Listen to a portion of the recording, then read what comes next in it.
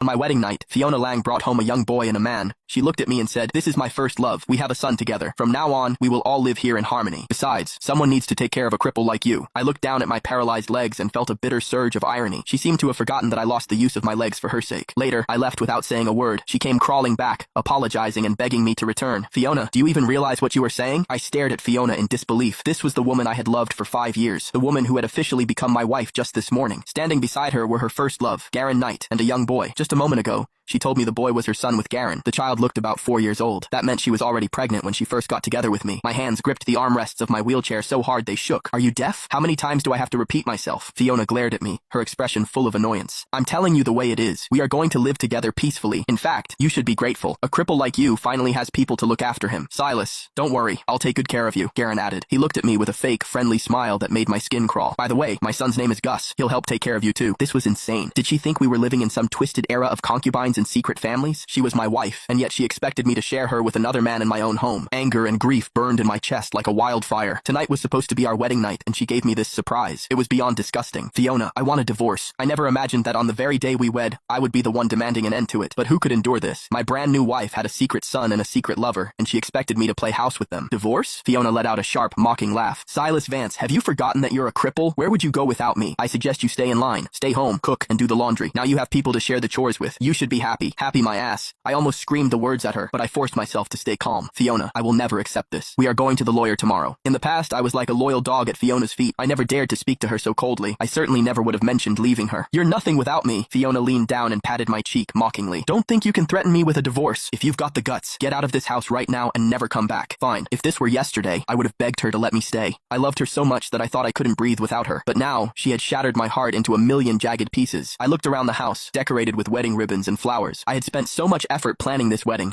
practically begging her to marry me. Now, I regretted every single second of it. I turned my wheelchair and headed straight for the door. Behind me, I heard Garen's worried voice. "Fiona, Silas can't walk. Is it really okay to let him leave like this?" Fiona snorted. "He'll be back in an hour. He's a total simp. He can't survive without me." Fiona was certain I wouldn't leave. It made sense for her to think that way. Everyone knew I was head over heels for her. She was a wealthy socialite, and I was just a poor guy. People thought I had won the lottery by being with her. Once, after a fight, I stayed at a friend's place. My friend even lectured me. "Fiona is out of your league. It's normal for her to have a temper. Don't be so sensitive." Everyone believed that as long as Fiona was willing to be with me, I should overlook any mistake she made. They thought I should just shut up and be grateful, but I didn't want her money or her status.